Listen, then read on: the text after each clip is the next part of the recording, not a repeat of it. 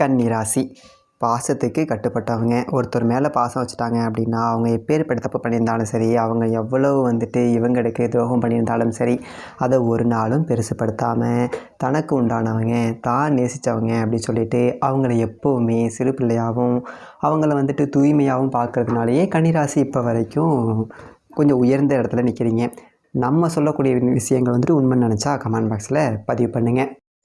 இன்னொரு முக்கியமான விஷயம், தனிப்பட்ட முறையில் ஜாதகம் பார்க்க இந்த வாரத்துக்கான அப்பாயின்மெண்ட் ஃபிக்ஸ் பண்ண சொல்லி நிறைய பேர் கேட்டிருந்தீங்க. நாம் கண்டினியூவாக இப்போலாம் வீடியோவில் கொடுத்துட்டு தாங்க இருக்கோம். இப்போது ரூபாய் 199க்கு தெளிவாகவும் விளக்கமாகவும் நம்ம ஜாதகம் பார்த்து தரோங்க. அதுவும் இந்த ஒரு மாதம் மட்டுங்க.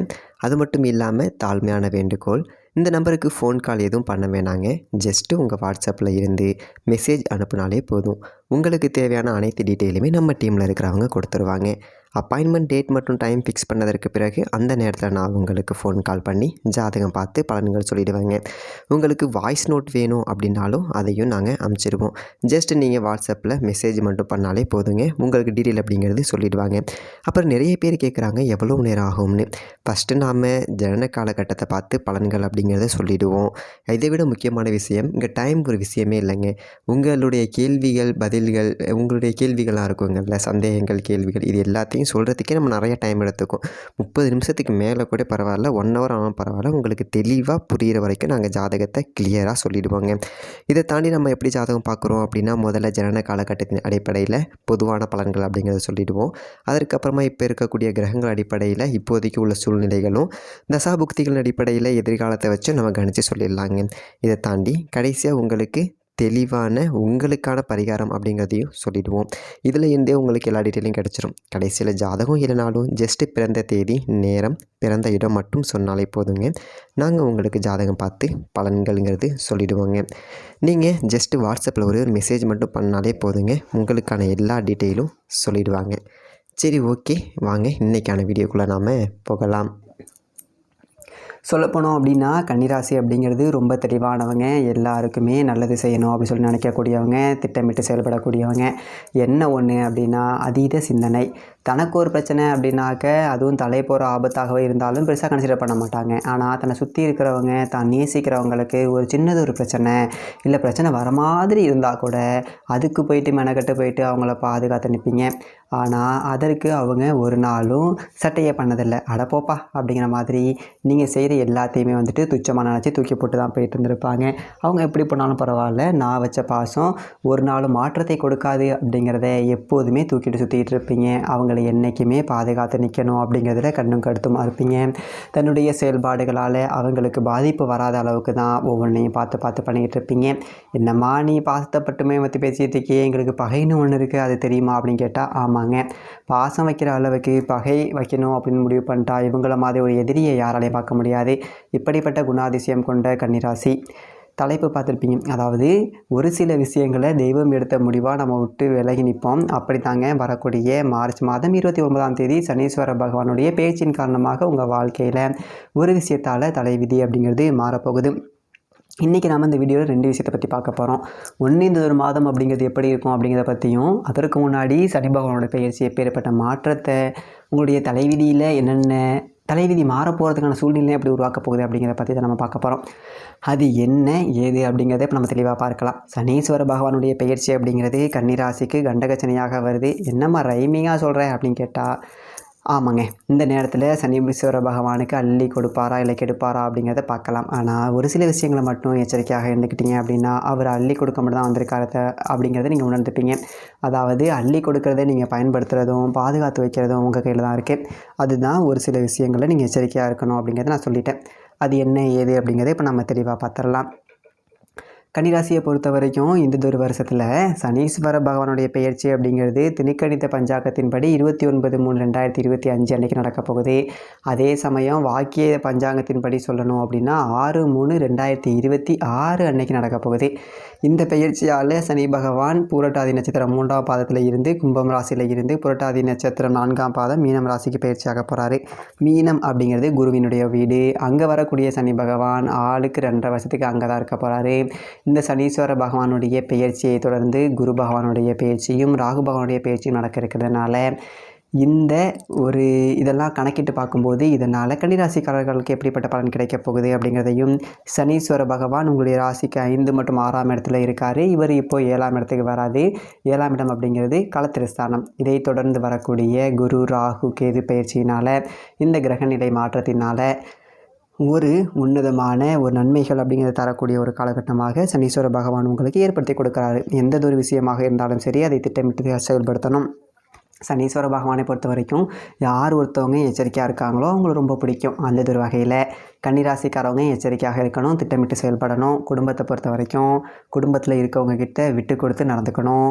வெளி இடங்களை பொறுத்த வரைக்கும் வார்த்தைகளில் நிதானம் அப்படிங்கிறது இருக்கணும். சரிங்களா? அதே மாதிரி பணியிடங்களில் உங்களுக்கு கஷ்டங்கள் அப்படிங்கிறது படிப்படியாக நீங்கள் தொடங்கும். ஒரு திறமைகளுக்கு ஏற்ப பதவி உயர்வு, அந்தஸ்து அப்படிங்கிற உயர்வெல்லாம் கிடைக்கும். மேல் அதிகாரிகளால் பாராட்டப்படுவீங்க. இப்போ சொல்லுங்கள், கண்டகச்சனி உங்களுக்கு பாதிப்பு அப்படிங்கிறத கொடுக்குமா? எந்த அளவுக்கு இத்தனை நாள் அங்கீகாரம் இல்லை, நம்ம திறமைக்கு வாய்ப்பு இல்லை, நமக்கு பதவி உயர்வு அப்படிங்கிறது கிடைக்கல, நமக்கு பின்னாடி வேலைக்கு வந்தவங்களுக்குலாம் வந்துட்டு நல்லது ஒரு பதவிக்கு போயிட்டாங்க அப்படி சொல்லிட்டு எத்தனை நாள் ஆதங்கப்பட்டிருப்பீங்க. இப்போ அது எல்லாமே உங்களுக்கு நடக்க போகுது. சரிங்களா? அதே சமயம் மறைமுக எதிரிகளுடைய பலம் என்பது அதிகரிப்பதற்கு வாய்ப்பு இருக்குது. என்ன பண்ணணும் அப்படின்னா, எல்லா விஷயத்துலையும் எச்சரிக்கையாக இருக்கணும், விழிப்புணர்வோடு இருக்கணும். அதே மாதிரி ஏதாவது ஒரு விஷயத்தில் வந்துட்டு கையெழுத்து போடுறீங்க, சொத்து விஷயமா இருக்கட்டும், இல்லை வேலை பார்க்கக்கூடிய இடங்களாக இருக்கட்டும், கையெழுத்துன்னு ஒன்று போடுறீங்க அப்படின்னாக்கா அதில் ரொம்ப ரொம்ப கவனமாக இருக்கணும். சரி, ஓகே, நம்ம சனீஸ்வர பகவானை பற்றி எல்லாருமே சொல்லியிருக்காங்க, அதை பற்றி பேசிகிட்டு இருக்கோமே. இந்த மார்ச் மாதம் சனீஸ்வர பகவானுடைய பயிற்சி இருக்குது, நிறைய கிரகநிலை மாற்றங்கள்லாம் இருக்குது. அது எப்படி இருக்கும் அப்படின்னு சொல்லிட்டு நம்ம பார்க்க போகிறோம். ஆக்சுவலாக இந்த நிறைய கிரக மாற்றங்கள் அப்படிங்கிறது இந்த ஒரு மாதத்தில் இருக்குது.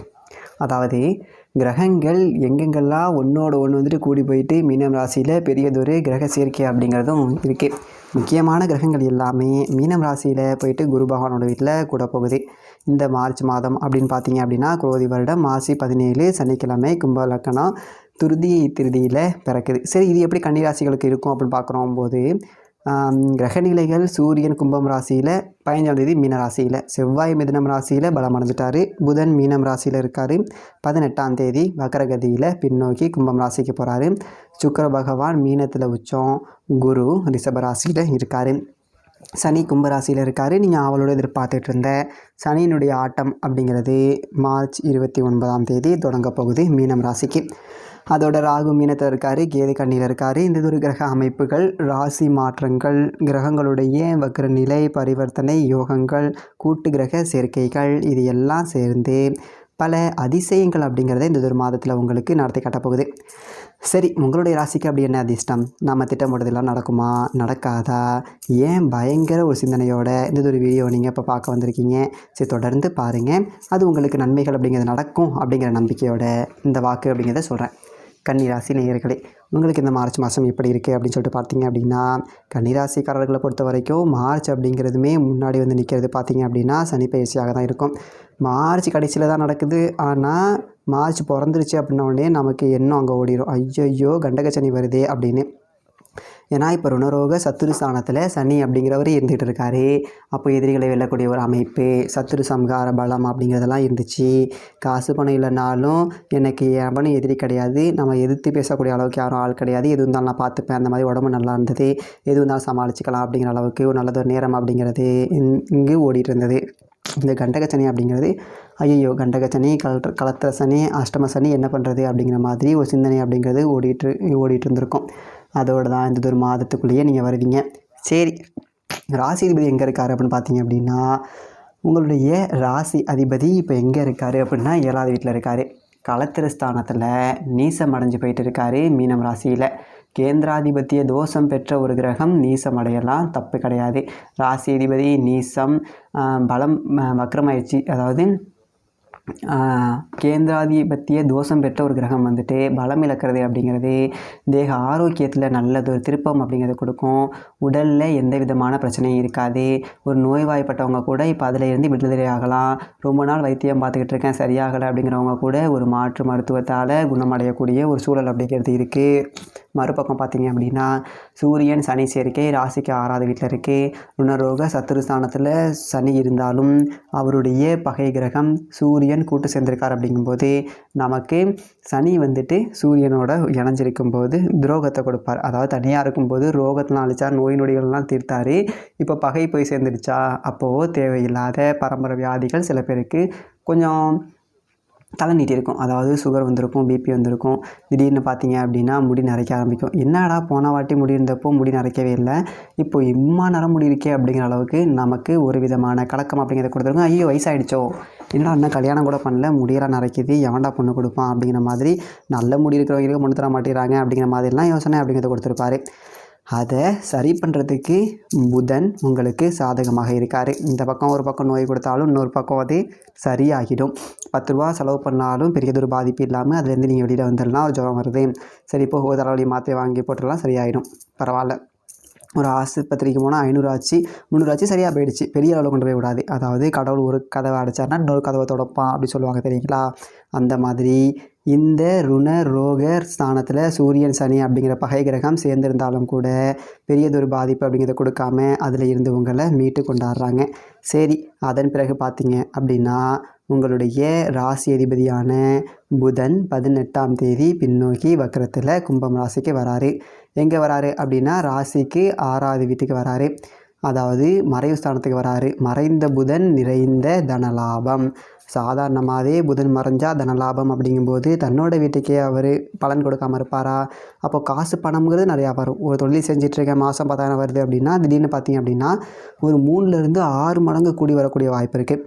ஏன்னா அந்த அளவுக்கு உங்களுக்கு யோக பலன்கள் அப்படிங்கிறத கூடுதலாக கொடுப்பாரு. 10,000 சம்பாதிச்சவங்களுக்கு ஒரு 60,000 கிடைக்கும். பரவாயில்ல, இந்த மாதம் வியாபாரம் நல்லா இருக்கே அப்படிங்கிற அளவுக்கு நமக்கு நாமளே தெம்பு சொல்லிக்கலாம். அவ்வளவு ஒரு நன்மைகள் அப்படிங்கிறதும் நடக்கும். அதே மாதிரி புதன் வக்ரகதியாகக்கூடிய நேரத்தில் காசு பணம் வந்தாலும் அதற்கான செலவு அப்படிங்கிறதும் வரும். அப்போ நம்ம என்ன செஞ்சுக்கணும் அப்படின்னா சுப செலவுகள் அப்படிங்கிறத பண்ணிக்கணும்.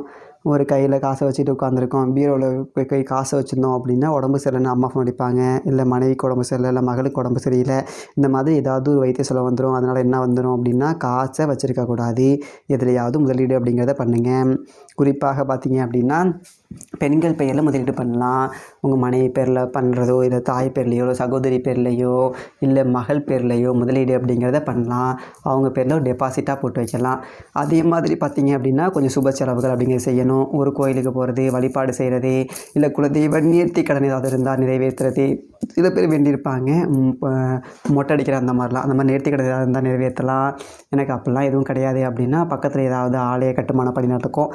நம்மளால் முடிஞ்சது ஒரு டியூப் லைட் வாங்கி போடுறேன், இல்லை ஒரு ஃபேன் வாங்கி போடுறேன். நம்ம வருமானத்துக்கு தக்க நமக்கு ஒரு 10 ரூபா வருமானம் இருந்தால் ஒரு லைட் வாங்கி போடலாம். 1000 ரூபா வருமானம் இருந்தால் ஒரு வேறு ஏதாச்சும் ஒரு ஃபேன் வாங்கி போடலாம். இல்லை ஒரு கட்டுமான பணிக்கு ஒரு 10 மூட்டை சிமெண்ட் வாங்கி கொடுக்குற, ஜல்லி வாங்கி கொடுக்குற, இந்த மாதிரி நம்ம வருமானத்துக்கு தக்கன ஆலய கட்டுமான பணிகள் அப்படிங்கிறத உங்களால் முடிஞ்ச உதவிகள் செய்யுங்க.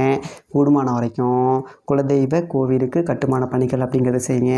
குலதெய்வம் தெரியலை, இல்லை அங்கே எதுவும் வேலை நடக்கலை அப்படின்னா சிவாலயங்கள் ஏதாவது கட்டுமான பணிகள் நடந்துச்சு அப்படின்னா அதற்கு உங்களால் முடிஞ்ச உதவிகள் அப்படிங்கிறது செய்யுங்க. அதே மாதிரி பார்த்திங்க அப்படின்னா இந்த மாதம் முழுக்க குரு சுக்கிரன் பரிவர்த்தனை யோகம் அப்படிங்கிறது இருக்குது. உங்களுடைய ராசிக்கு குரு பார்வை கிடைக்கிது. ரொம்ப அற்புதமான ஒரு இடத்துல தான் குரு இருக்கார். உங்களுடைய ராசியை பொறுத்த வரைக்கும் 2க்கும் 9க்கும் அதிபதியான சுக்கிரனோட இப்போ அவர் பரிவர்த்தனை யோகம் அப்படிங்கிறத அடைஞ்சிருக்காரு. 9ஆம் வீட்டில் குரு இருக்கார். வண்டி வாகனம் வாங்கலாம். இரும்பு சம்மந்தப்பட்ட ஒரு தொழிலில் உங்களுக்கு வெற்றி வாய்ப்பு அப்படிங்கிறது கிடைக்கும். ஒரு டாட்டா ஏசி வச்சுருக்கேன், ஒரு கார் வச்சுருக்கேன், ஒரு ட்ராவல்ஸ் வச்சுருக்கேன், ஒரு ஸ்பேர் பார்ட்ஸ் விற்கிற கடை வச்சுருக்கேன், இந்த மாதிரி தொழில் நல்லாயிருக்கும். அதே மாதிரி எந்ததொரு விலை உயர்ந்த பொருள் வாங்கினாலும் ஒரு ஏசி வாங்குகிறேன், ஏன்னா இப்போது சம்மர் இல்லைங்களா, நிறைய பேர் ஏசி வாங்குவாங்க. ஸோ நல்ல பிராண்டடாக வாங்கிக்கணும். விலை கம்மியாக கிடைக்கிதுன்னு எதையாவது ஒன்று வாங்கினீங்க அப்படின்னா அதால் விரயமாகக்கூடிய ஒரு வாய்ப்பு அப்படிங்கிறது இருக்குது. மற்றபடி குரு பார்வை அப்படிங்கிறது உங்களை சரியானபடி வழி நடத்தும். குரு வந்துட்டு உங்களோட கர்ம வினைகள் எல்லாத்தையுமே குறைக்கக்கூடிய ஒரு வேலைகள் அப்படிங்கிறத செய்வார். குரு பார்வை ராசிக்கு 3, 5 இடத்துல படுது அப்படிங்கிறது இன்னொரு அற்புதமான அமைப்பு. சகோதரர் உங்களுக்கு ஆதரவாக இருப்பாங்க, பிள்ளைகள் நல்லா படிப்பாங்க, உங்களுடைய கல்வி, நீங்கள் மாணவராக இருந்தால் உங்களுடைய கல்வி அப்படிங்கிறது ரொம்ப சிறப்பாக இருக்கும். இப்படி சகல விதமான நன்மைகள் அப்படிங்கிறது இருக்குது. அதனால் கண்டக சனியை பற்றி நீங்கள் பெருசாக கவலைப்பட வேண்டியது கிடையாது. கண்டக சனி இந்த மாதத்தோட கடைசியில் வருது. அதற்கு உண்டான தனி பரிகாரம் என்ன செய்யணும், என்ன செய்யக்கூடாது அப்படிங்கிறத நான் இன்னொரு வீடியோ உங்களுக்கு தரேன், பார்த்துக்கோங்க. மற்றபடி இந்ததொரு மாதம் அப்படிங்கிறது நீங்கள் பயப்பட வேண்டியதுக்கு எந்ததொரு இதுவும் கிடையாது. கன்னிராசிக்காரர்களுக்கு எல்லாம் நல்லதாகவே நடக்கும். சரி, ஓகேப்பா, ஆக்சுவலாக கண்டக சனி அப்படின்னா என்ன? 7ஆம் இடத்துல இருக்குது சரிங்களா. 7ஆம் இடத்துல சனி பகவான் இருந்தார் அப்படின்னா என்னத்தை முக்கியமாக கெடுப்பார் அப்படிங்கிறத நம்ம பார்க்கணும் சரிங்களா. மொதல் விஷயம் 7 களத்திர ஸ்தானம். ஸோ கணவன் மனைவியாக இருக்கீங்க இல்லை காதலர்களாக இருக்கீங்க அப்படின்னா ரொம்ப ரொம்ப கவனமாக இருக்கணும். வார்த்தைகளை விளாண்டு விட்ருவார் சரிங்களா. உடச்சி விட்ருவார், பிரித்து விட்ருவோம் அப்படின்னு சொல்லுவாருங்களே, அந்த மாதிரி ரொம்ப ரொம்ப கவனமாக இருக்கணும். என்னன்னாலும் சரி, நம்மவங்க சண்டை போட போகிறோம் அப்படின்னா ஃப்ளாட்டாக காலில் வந்து சாரி கேட்குற அளவுக்கு தைரியம் நம்ம தான் சண்டை போடணும். அதே மாதிரி இந்த கூட்டு தொழில் அதெல்லாம் செட்டாகவே ஆகாத ஒரு தருணமும் இந்த கண்டகச்சனி காலகட்டத்தில் தான். சரி, கூட்டாளிகளோடு சேர்ந்து ஒரு தொழில் பண்ணலான்னு இருக்கேன், அந்த மாதிரிலாம் ஐடியா இருந்துச்சு அப்படின்னா அந்த டைமில் அதை கொஞ்சம் அவாய்ட் பண்ணிக்கோங்க. இல்லைனா சேஃப்டி அப்படிங்கிறது ரொம்ப ரொம்ப முக்கியம். தயவு செஞ்சு யாருக்கும் கடன் வாங்கி கடன் அப்படிங்கிறத கொடுக்கவே கொடுக்காதீங்க. வெளில ஒரு 2 காசுக்கு வாங்கி இவங்கள்ட்ட நான் 3 காசுக்கு வட்டிக்குள்ளான் இருக்கேன், அந்த மாதிரி நீங்கள் பண்ணீங்க, எனக்கு ஒரு காசு லாபம் கிடைக்கணும், அந்த மாதிரி நீங்கள் பண்ணீங்க அப்படின்னாலும் அது உங்களுக்கு ரொம்ப பெரிய பாதிப்பு அப்படிங்கிறத ஏற்படுத்தும். ஸோ பாதுகாப்பாக இருங்க. சரி, ஓகே, எல்லாம் நல்லதாகவே நடக்கும். இதே மாதிரி நல்ல வீடியோ பார்ப்போம். நன்றி, வணக்கம்.